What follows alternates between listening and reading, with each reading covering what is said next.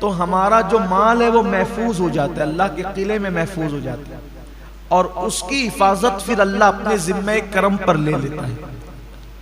और जो लोग अदा नहीं करते ज़कात, कुछ लोग ऐसे हैं कि जिन्हें बहुत तकलीफ होती है ज़कात अदा करने में, हालांकि दिया अल्लाह ने, और अदा कितनी करना है, सिर्फ 2.5%, यानी 100 रुपए पर 2.5 रुपया देना है सिर्फ, और 97.5 रुपये अपने लिए रखना है। अब देखिए 97.5 कितने होते हैं, और सिर्फ 2.5%, और ये फर्ज है। सैयदना सिद्दीक अकबर ने उनके साथ जंग की थी जिन लोगों ने अल्लाह के रसूल अलैहिस्सलाम के विसाल के बाद ज़कात अदा करने से इनकार किया था। सिद्दीक अकबर ने फरमाया था, मैं इनके साथ ऐसे ही जिहाद करूंगा जैसे हम काफिरों पे जिहाद करते हैं, हत्ता के अगर दौरे रिसालत में ये ऊंट की नकेल और रस्सी भी बतौर ज़कात देते थे, अगर ये रस्सी भी रोक लेंगे तो भी मैं इनके साथ जय जिहाद करूंगा। और आपने किया। मामला एक रस्सी का नहीं था, मामला पैसों का नहीं था, मामला ज़कात की फर्जियत का था। और ज़कात की फर्जियत इस्लाम के वो 5 बुनियादी सुतूनों में से एक है, जिसका जिक्र अल्लाह के रसूल अलैहि सलाम ने फरमाया कि इस्लाम की बुनियाद 5 चीजों पर है, ईमान, नमाज, रोजा, हज और ज़कात। ये 5 सुतून है इस्लाम के मजबूत। अगर कोई ज़कात का इनकार करे तो वो मुसलमान नहीं रह जाता, वो काफिर हो जाएगा। तो कुछ लोगों को ज़कात देने में, यार मैं इतनी ज़कात कैसे दूं, अल्लाह ने दिया है। अल्लाह ने तो फरमाया कि हमारी दी हुई रोजी से, अल्लाह की दी हुई रोजी से।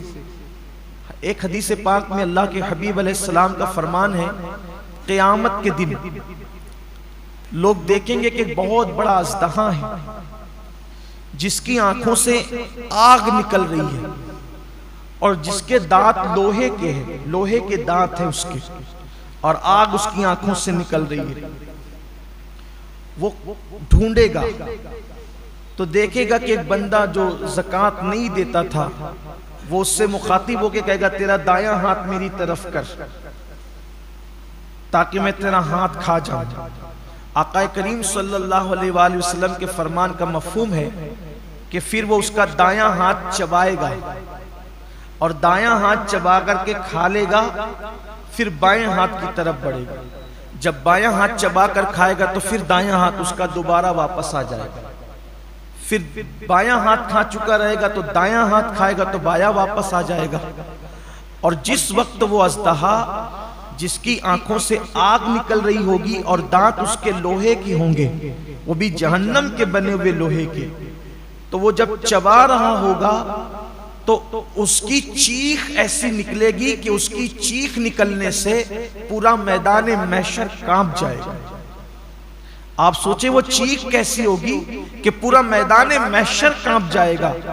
तो पूछा जाएगा ये किसकी चीख है, तो इरशाद होगा कि ये उसकी चीख है कि जो दुनिया में ज़कात अदा नहीं करता। मैदान महशर कोई छोटा मोटा तो नहीं होगा, हमारे खेल के ग्राउंड की तरह या हिंदुस्तान के मैदानों की तरह तो नहीं होगा। मैदान महशर अव्वलीन और आखिरीन सब जमा होंगे, उसकी चीख कितनी बुलंद होगी उस दिन के पूरा मैदान महशर कांप जाएगा। कितनी दर्दनाक चीख होगी ज़कात नहीं देने वालों का। अच्छा, ये किसी मौलवी की डराने की बातें नहीं, न किसी सियासी लीडर का कौल है, ये सादिकुल वादुल अमीन का फरमान है, जिसने अपनी जिंदगी में कभी अपनी मर्जी से कलाम ही नहीं किया। जबान उनकी है, कलाम खुदावंद कुद्दूस का है। तो जो वो शख्स जिसका वो हाथ चबा करके खा रहा होगा, वो अज़दहे से पूछेगा तू कौन है, तो कहेगा कि मैं तेरा माल हूं, तू मुझसे मोहब्बत करता था लेकिन मैं तुझसे मोहब्बत नहीं करता, बचा बचा के रखता था। आज माल ही की मोहब्बत में लोग ज़कात नहीं देते।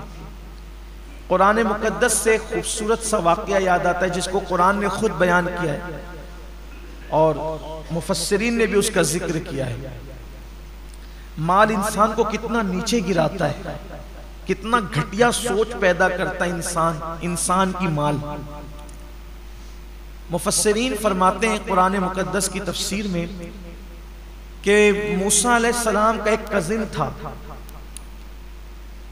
कुछ लोगों ने उसको खालाजाद भाई करार दिया है, लेकिन एक करीबी रिश्ता बताया है। उसका नाम था कारून। और कारून जो था वो बहुत बड़ा दौलतमंद आदमी था, मालदार आदमी था कारून। और वो तौरेत का बहुत बड़ा कारी था वो, यानी उसकी आवाज इतनी खूबसूरत थी, इतना पढ़ा लिखा बंदा था वो मूसा अलैहिस्सलाम की कौम में, कि जब मूसा अलैहिस्सलाम तौरेत सुनना चाहते थे किसी अच्छी आवाज वाले से, तो कारून से कहते थे तू पढ़। और कारून तिलावत करता था तौरेत शरीफ की, और मूसा अलैहिस्सलाम उससे तौरेत सुनना पसंद करते थे। यानी इससे पता चला कि रिश्ते में भी मूसा अलैहिस्सलाम का करीबी है और दीनदार भी है। भाई बेदीन से तो हजरत मूसा तौरेत नहीं सुनेंगे ना, यानी कि शान का आदमी था कारून, आप पहले ये समझ लें। लेकिन अल्लाह ने उसको बहुत दौलत दी थी, माल उसके पास इतना था, दौलत उसके पास इतनी थी कि उसकी तिजोरियों की चाबियां कई जानवरों पे लाद कर लाई और ले जाई जाती थी। इससे अंदाजा होता है कि जिसके पास चाबियां इतनी होगी तो तिजोरियां कितनी होगी, और जब तिजोरियां इतनी है तो माल कितना होगा। उस दौर में बहुत माल होगा उसके पास। कुरान ने बयान किया कि वो बहुत मालदार था। अब अल्लाह का हुक्म आया मूसा अलैहिस्सलाम पर कि आप अपनी कौम से कहे कि वो ज़कात अदा करे। ज़कात देना है 2.5% माल से। तो मूसा अलैहिस्सलाम ने अपनी कौम से कहा कि भाई अब अल्लाह का ये कानून आया है कि जो मालदार लोग हैं वो अपने माल से गरीब लोगों को 2.5% ज़कात निकालेंगे। तो छोटे मोटे मालदार लोग थे, उन्हें तो कोई प्रॉब्लम ही नहीं था, उन्होंने तो देना ही था। सबसे बड़ा जो मालदार था वो कारून था। कारून ने कहा कि मैं कल सोच के बताता हूं। ये सोच के बताना ये शैतानी चक्कर, मुसलमान की जिम्मेदारी है। अल्लाह के और उसके रसूल का फरमान आ गया, कोई सोच नहीं, कोई फिक्र नहीं, कुछ नहीं। हुक्म आया सरे तस्लीम खम, वरना अंजाम बुरा है। तो कहा मैं सोच के बताता हूं। फिर वो गया घर, सोचने लगा इतनी दौलत, उसका 2.5% कितना होगा। जैसे आज करोड़पति लोग कहते हैं ना लाखों निकल जाएगा मेरा, लाखों।